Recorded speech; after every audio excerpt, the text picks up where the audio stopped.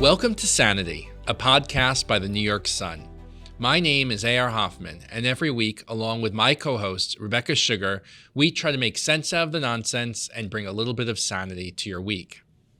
So the quote of the week, Ari, comes from Fareed Zakaria, the CNN host, who posted like a prompt to an interview he did with I think it was a Bulgarian political scientist about what's going on in Europe. That checks out. I think it was Bulgarian, yeah.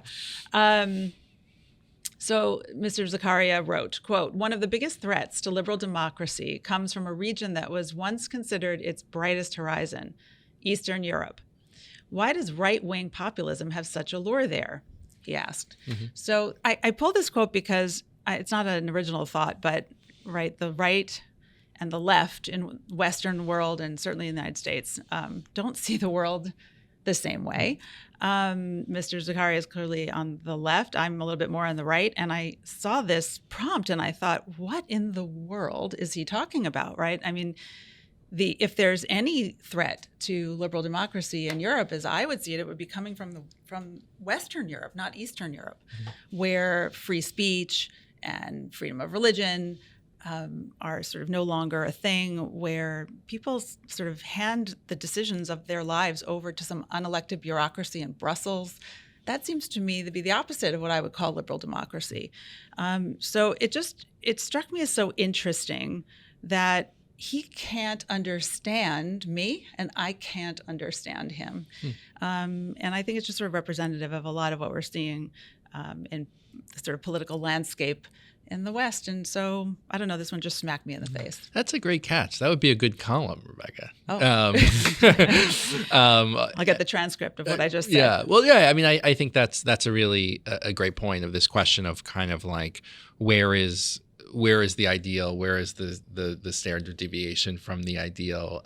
And also, what trajectory and path is Western Europe on versus Central and Eastern Europe? You mentioned Poland. I mean, Poland's a fascinating test case, one that is, affluent and economy is thriving and probably has a different societal understanding, as does Hungary. But on certain sort of geopolitical questions, for sure, at least now, America feels much more aligned with those countries than with Western Europe. I would think, and just imagine that all those, sort of right wing, as Mr. Zakaria sees them, and maybe they are populist governments that took hold in Czechoslovakia and Poland and Hungary, and they're governments that represent the will of the people. They were duly elected. Yeah. What about that is not liberal democracy to him? Clearly, it's that they sort of believe in borders and their traditional Christian cultural identity. Low immigration, obviously. So it's funny, the definitions have shifted. I just don't know what he's talking about. Yeah. And he doesn't know what I'm talking about. Yeah. It's a good follow-up also on it's such a good quote. We're going to stay on it all the time, but it's a good follow-up to our coverage of the Christmas market issue, where like we're now starting to see images out of Western Europe of like armed guards in France and in Germany Brussels, and stuff. Milan, Brussels, right, like my guess is you don't see that in Krakow and Warsaw. In fact, you don't. Right. If you look on Twitter or X, you see the beautiful glistening Christmas festivals that they have, and there are no barricades up. It's sort of a shocking sight to the West. Yeah, I mean, another kind of just indicator on that is the vote is, I think, going to happen today, Thursday or Friday.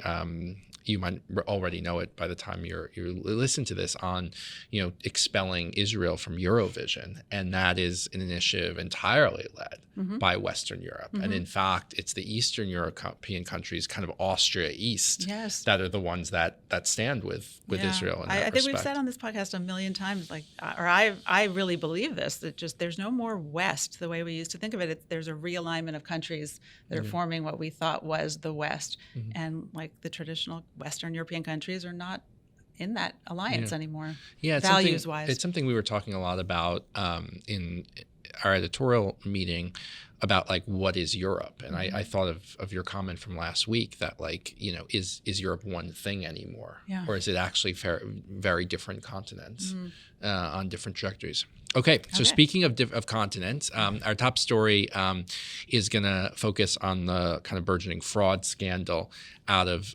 Minnesota. We'll break that down for you. It was sort of the starring subject at that 3-hour cabinet meeting the other day. We'll also talk about the latest drama out of the Department of War over Venezuela. We're going to look at a bellwether for our Make It Make Sense in Tennessee, city I love, Nashville. And a city close to Rebecca's heart as well, and what that might augur towards 2026. And then we kind of have a fun sunlight, sunburns, post-Thanksgiving grab bag for you. So, Becca, let's start with the fraud issue out of Minnesota. It's an interesting story in a lot of different ways. I think one is the fact that it was, I don't have a timeline in front of me, but sort of first reported by smaller outlets. And then sort of, as these stories often are, they're like hiding in plain sight. I mean, it's a huge story, but wasn't touched, and we'll get into that. And then sort of burst into the mainstream and has sort of a lot of different dimensions. I mean, there's obviously an immigration aspect. There's a fraud and abuse of looting of public goods, of taxpayer money. There's a political element here with the former, Democratic nominee for vice president, if not implicated, at least tarnished deeply by this scandal. So, and of course, Trump's kind of outburst about Somalians and Somalia during the cabinet meeting. So what grabbed your attention? Yeah, all of that, right? There are these different aspects of the story. And I think maybe for me, this part of the story that I like to talk about the most is that I think it raises this question of what is America? What's our cultural identity? Do we have one? Do people believe that we have one?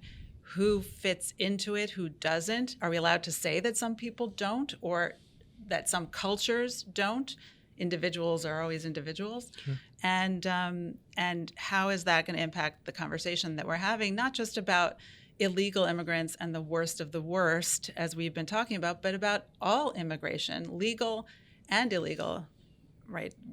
Don't forget that a lot of the Somali participants in the fraud in Minnesota were here legally, not illegally. Sure. So it's not just a question of people running across our borders and taking advantage of this country. It's people that we bring here, often without thinking through why we bring people here as a matter of principle, what we should be bringing people here for, what we must expect of them. I think that's been lost entirely. It's only discussed in terms of what they can expect from us. And then what is American cultural identity, and what do we expect these people to respect about that, so that we have an immigration policy that makes America better and healthier.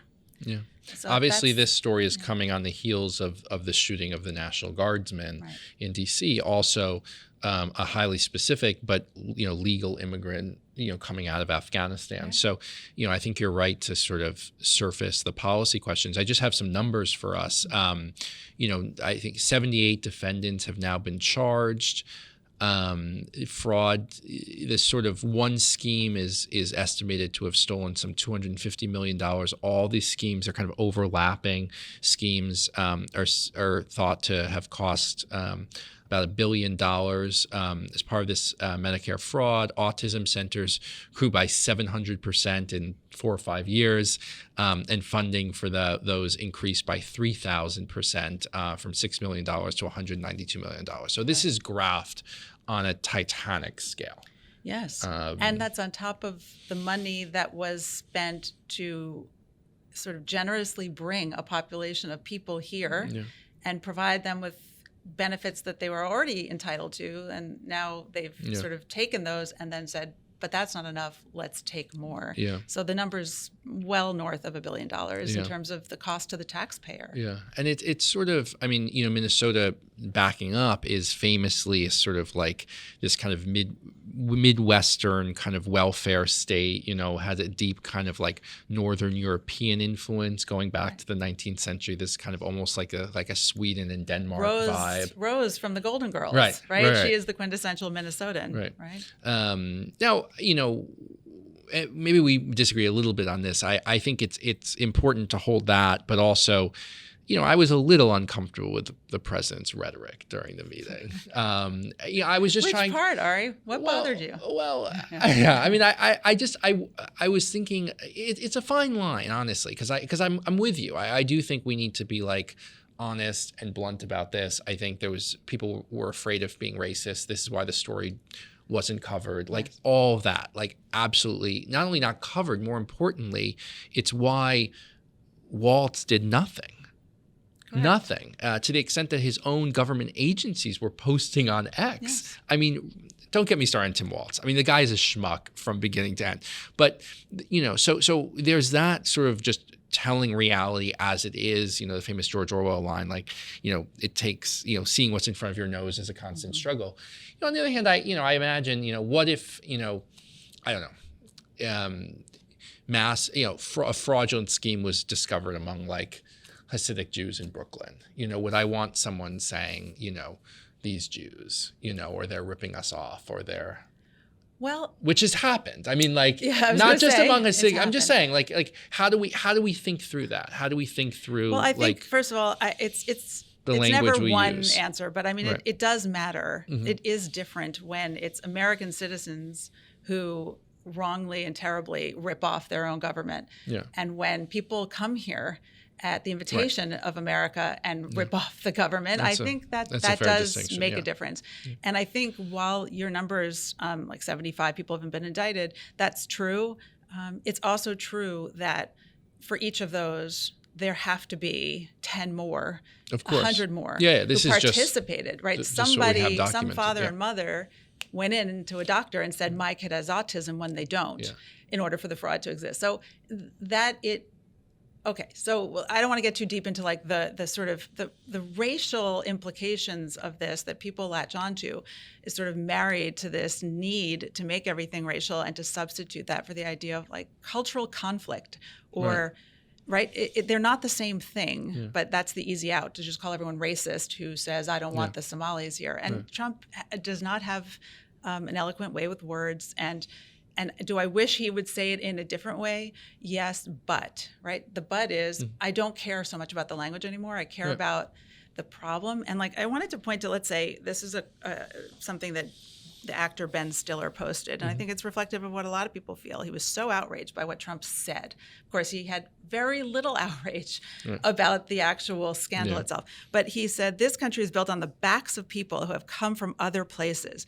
It's what our country is all about. Now, that just sounds really benign and what everyone says, and I just sort of bristle when I hear that, actually. No, our country is not actually all built on the backs of people who came here from other places so as to dismiss everyone who's been here and building the country. There's this tendency to kind of prioritize immigration and turn it into some fantastical, sort of beautiful story. That isn't always true, right? And it's not. Immigration is not what our country is all about. Our country is about a lot of things that are really important, and immigrants come here to participate in what it's all about. We are not just a collection of like Chinese food and Jewish like kugels and other things from around the world. We are a thing, and then people come here to participate in that thing. Yeah, I think it's a good point. I think, one of the things you highlighted with that sense of like, okay, how did this fraud work, is that, I think a really good argument for restricting immigration, or at least being thoughtful about it, is that, if you don't, your ability to kind of assimilate people or have them integrate really declines. And it seems like that's what happened here, right? Is that there was no effort, that this broader community was like walled off, or was able to kind of exist on its own sort of. Why do you think that is? Well, I think because it's, massive numbers of people were all brought in together, right? I mean, that's like the standard thing of immigration. I think it's deeper than that. I think there's no expectation that they would Right. assimilate and Or no effort because to Americans have been taught that their identity, their cultural identity, is nothing at all. It's actually bad. It's racist. It's misogynist. It's toxic male. It's all the bad things that you're supposed to think it was. So why would you expect this population to assimilate into our culture? Our culture is the problem. Right. So we want these individual pockets of people to exist with their own little mini cultures within our culture that are made equal because they're easy to manipulate for votes, and you can then point at them if you say anything about it and call the person attacking it racist or whatever you need to do. It's really useful, but it's actually like it's our problem, our meaning collectively, like Americans who've lost sight of what it means to be American and how defined that is and important it is, and some people. Anybody from anywhere can participate in that, to be clear, right? But not all cultures mesh with that. And we have a right to say that and to say no to certain things. And like the word no just is like not a thing anymore. I mean, it's a remarkable moment where Ilhan Omar, of course, who comes from that community and represents it in Congress, is being confronted on television with the massive fraud that is, and she kind of didn't have an answer. It's like word salad. I mean, it's just a remarkable kind of moment. Do you think we're also just on the fraud piece of this? Like, are we so used to being defrauded in America of our tax dollars that there's some part of this, like there are still people sort of saying, well, yes, it is really bad. But, some of it's being used for good things or whatever. It's sort of the USAID conversation all over again. It's like, how much of our taxpayer dollars are we going to let people use for the wrong purposes before we all stand up and say, maybe we actually do have enough money in this country. We're just all being defrauded out of it. Well, I mean, there's a little. I know you hate the USAID. A little bit of a different. But I do think hopefully this is a turning point, and hopefully that these prosecutions and there's some accountability here. But it's what would accountability look like that is the best outcome here? What do you think?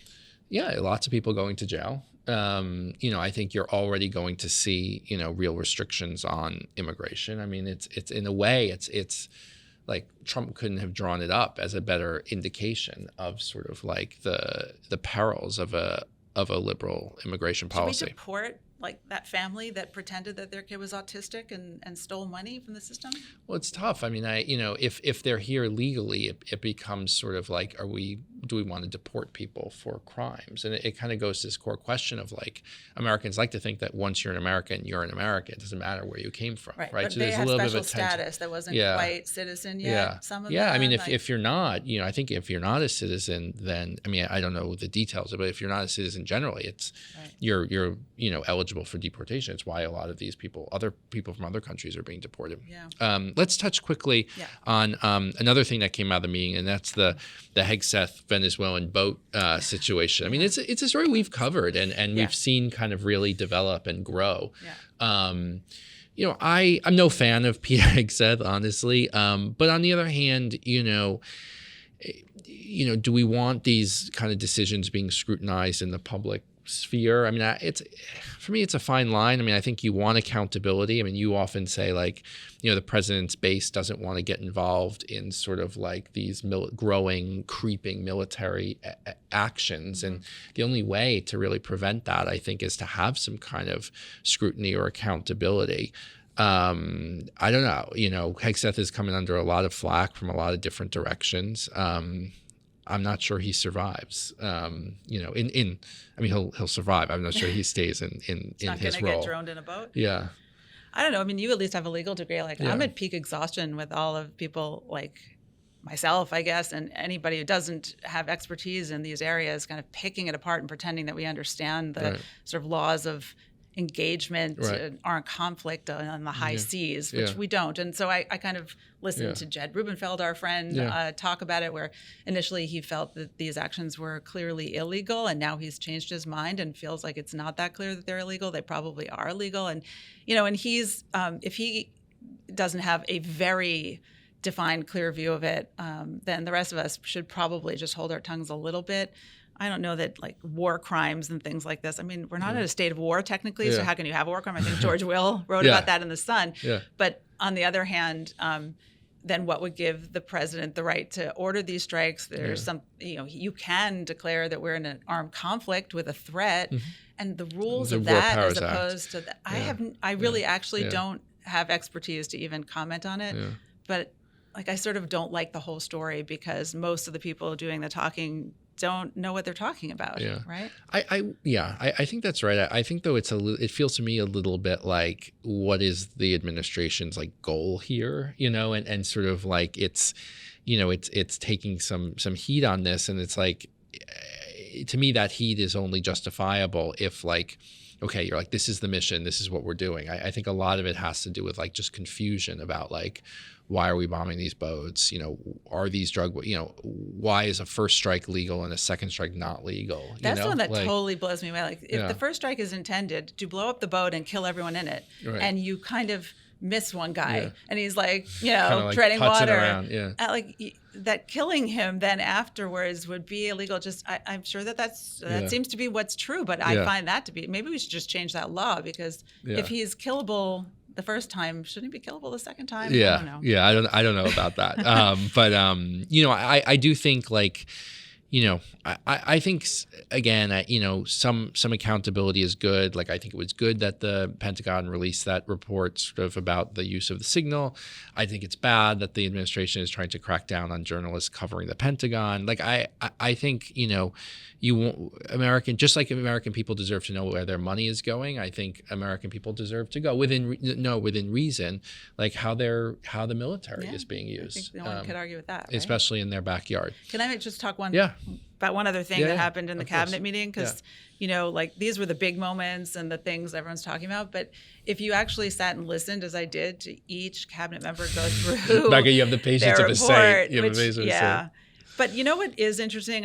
Maybe I can't even remember the details of what each one of them said, but the actual standouts are the names that most people probably don't even know, like when Russ Vought spoke, or who's the HUD director, and Scott something Turner maybe, and I don't know, I wrote their names down, but like some people I actually never think about, and like Doug Collins at the VA, the level of quiet, boring work that those people are doing day to day on actual governing, like government issues and policy making, the deregulation that Russ Vought has undertaken, which is like completely transforming actual lives in America. The ways that people conduct their businesses, run their farms, have been harassed by this sea of ridiculous regulation in America, and these guys are sitting there day after day slogging through thousands of pages and striking regulations and doing this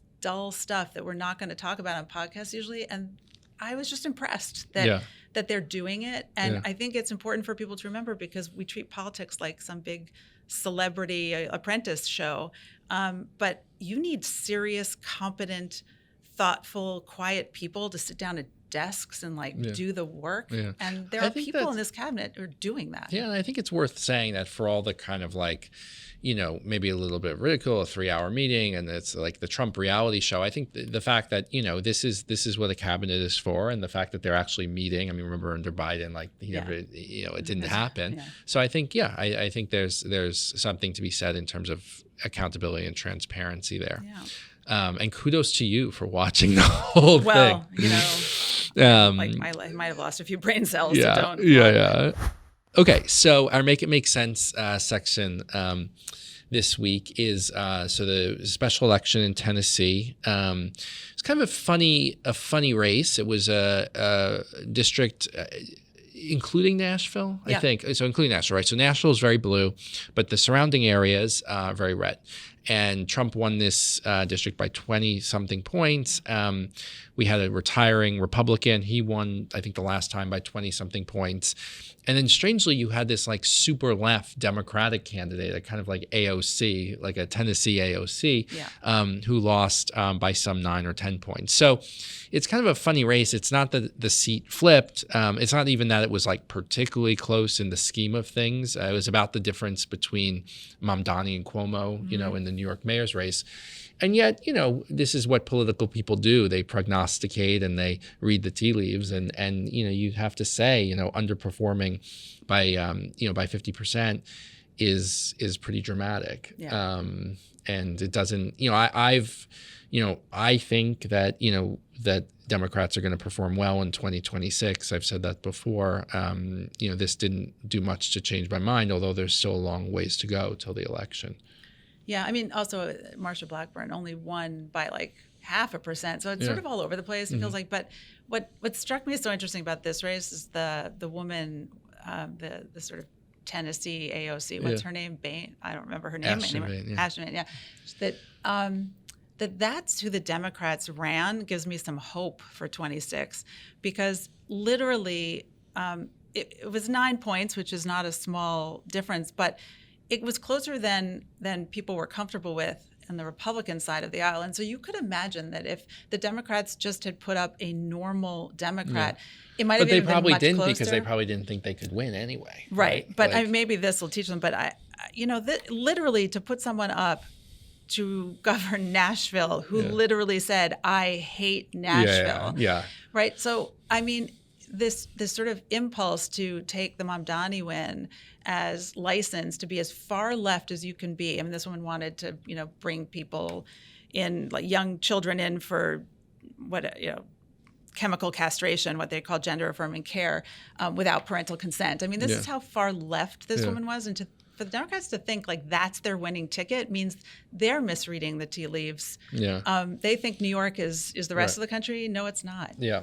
It could go either way. I mean, I think that's right. I mean, I think, you mentioned sort of deregulation in the economy. I mean, I think, Trump really has to start thinking about the economy. I mean, he has a little, don't you think he has? He has a little bit, but like inflation has not gone down. Prices have gone up, he claims the opposite. He says, it's just not true though. Eggs, the price of eggs he was talking about has gone down. The price of gasoline has gone down. Yeah, I mean, inflation is like down from its peak and sort of leveled. And I thought that was the interesting thing about the cabinet meeting, right? What was the entire theme was this first year of this administration was about fixing all the problems of the previous administration, and 2026, Scott Bessent said, and Vance said, the question and is, Marco do said, Americans buy that? I mean, I think most Americans, like 46% say the cost of living is worse than it has ever been. I mean, things are really expensive. Poll numbers are down. Yeah. But I think the whole mood of this was, maybe the sort of bubble over everyone's head was like, we hear you. They talked about the economy a lot in this cabinet meeting. We hear you. We can't tell you that today you're going to feel it, but get ready, guys. Like all of these things, and they laid out all the things that they feel are going to make 26 a boom year. And so they're probably the best thing. The that, best thing for lowering costs, and it would be if the tariffs are struck down. That's part. I mean, like these are pro-inflationary policies, and they make life more expensive. So I think there's a little bit of a tension there, but I think. Obviously people see the way in which affordability has become a winning issue. At least it was, in the New Jersey and Virginia and New York election. So everyone's going to have their own version of that. But I just think, I think they haven't, I'm far less optimistic than you are that they have this under control. Well, I guess the concern is that, you can't just say affordability. I think Trump, when he says affordability is a hoax, what he really means is. Not great. Not a great It's message. not the right way to say it, but the real message is scam. The idea that you can just say, I'm here to deal with affordability is a hoax, because most people just use that as a buzzword, but they can't and don't have any ideas about how to solve the affordability problem, whatever that means to people. What he's saying is, we dug ourselves into such a terrible hole under the Biden administration, which did not care at all about affordability because they made everything worse. Now we, the saviors of America, have come in to fix all that. And the way to get to affordability is not just to hand out checks or make promises, but to actually go in and fix the system and the problems. You can agree or disagree that is what they're doing, but that is the message they're sending. It doesn't happen overnight because the problems run so deep. Yeah. I mean, right. I mean, that's, it's when you're that's everyone does. When they're out of office, they say, I'm going to fix it right away. When you're in office, you say, it's going to take a little bit of time. Yeah. Okay. Sunlight. I'm going to do a little bit of a change of pace this week. I was lucky enough to write 2 culture pieces this week, or a few more, but 2 I want to focus on. One was an obituary of Tom Stoppard, who was a beautiful piece. Thank you. Who was a wonderful playwright and a playwright of ideas, a serious person. And I think at a time when so much of art and culture feels derivative and politically toxic and just dumb, I think someone who created art that was supposed to make people think and challenge them, but not just be like weird and abstract and sort of like pointless, but like really engaging and substantive. I think he'll be missed. And his late play Leopoldstadt was really a return to his Jewishness, and it's not a perfect play, but I think it's a serious play about Zionism and about anti-Semitism at a time when we need it. I wonder whether it could get produced now after October 7th. I reviewed it in 2022, and I just think with the seriousness with which it takes Zionism, I imagine there'd be protests outside now. And the second is the release of the collected poems of Seamus Heaney, the Irish poet, and I know there's a lot of kind of angst now about anti-Semitism in Ireland. We've written about it, and we broke the story of the Dublin Council, voting to rename Herzog Park. But I don't know. But literature has a way, sort of being beyond politics at its best, and Heaney is another one of these figures, I think, like Stoppard, who there's so much shitty poetry now and just dumb poetry, and the world of poetry has become so politically radical and just kind of like dogmatic. And Heaney's poetry is political. It can be about politics, but it's never political in a straightforward and sort of reductive way. It's about being human. And it's worth a read. And I think more and more as, so many forces want to kind of reduce us, I think the ability of art to expand us is more needed than ever. Really nicely said. Okay. Less poetically, I'm going to talk about just, we talk a lot about all the things that the Trump base wants to see from this administration, and I think his poll numbers reflect that they're not seeing it to the degree that they wanted to. And one of them is just election reform law, which this Republican Congress hasn't been able to do anything about. And there have been executive orders that have been knocked back about what voter registration and sort of voter ID and mail-in balloting. The Trump administration is saying that they're going to try again on that front, but with another executive order. Like nothing legislatively is happening, and there have been attempts, the SAVE Act and other acts to kind of, but they just don't get, a vote on the Senate floor. They pass the House, and then the Senate, knows it won't have the 60 votes to pass it. And I don't have any good ideas for this administration about what to do to solve for this, but they should come up with something quick, because I think this is, believe it or not, it's not just about this ongoing debate about the 2020 election, which most people roll their eyes at one way or the other at this point. It's a general sense amongst the base that no matter what we do, we are not heard. And even when we vote in our guy against all odds, he can't establish a set of laws in America that will guarantee that when he's gone, we will always be heard. That's a big issue for this, for the Trump base. And maybe at minimum, they should just bring this to the Senate floor and get everybody on record voting one way or another for basic things like you have to be an American citizen to vote in an American federal election, or you have to have ID, so that Republicans know that this issue has not been ignored, and so I worry that that's going to be a big problem for this administration. Yeah. It's a good point. I mean, I think there's a lot to say more generally about Congress and sort of the inability of Congress to act. And we talked a couple weeks ago about the filibuster and how to is it time to get rid of it? You're seeing, I think, more cracks against Speaker Johnson. I mean, I really liked the guy when I interviewed him, but he has a tough assignment. And you're seeing Stefanik now pick. Yeah, I think there's a lot going on there, and I think there's been this trend in both parties, but especially now, to kind of like outsource everything to the White House. And as you said, the kind of reform you're talking about, you really do need Congress for. Yeah. Well, and then we just get 4 years of this and 4 years of the complete opposite when you do everything by EO, and it's nobody.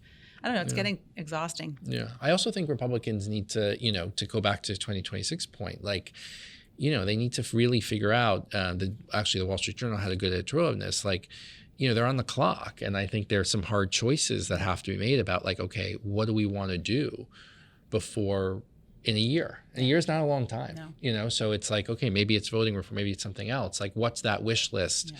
And what clearly can be affordability done? is like got to be number one if they want to win the midterms. But this shouldn't be a distant second. This really matters to people. Right.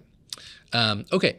My sunburn is going to be a pardon to Juan Orlando Hernandez, the former president of Honduras. Now, he was prosecuted.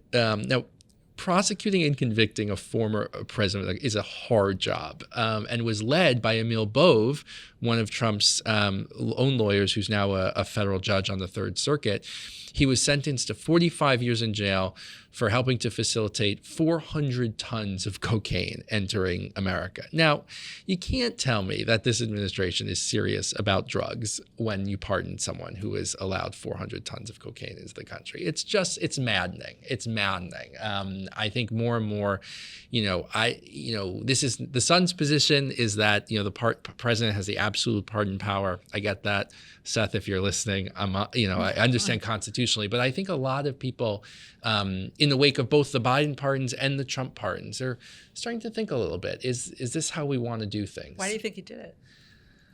He said the people of Honduras asked him. I don't know what that means. But is this really, has the pardon power become sort of too liable to abuse? And something to watch. I don't know if we'll see. You would need an amendment to change it. That's not happening. But I don't know.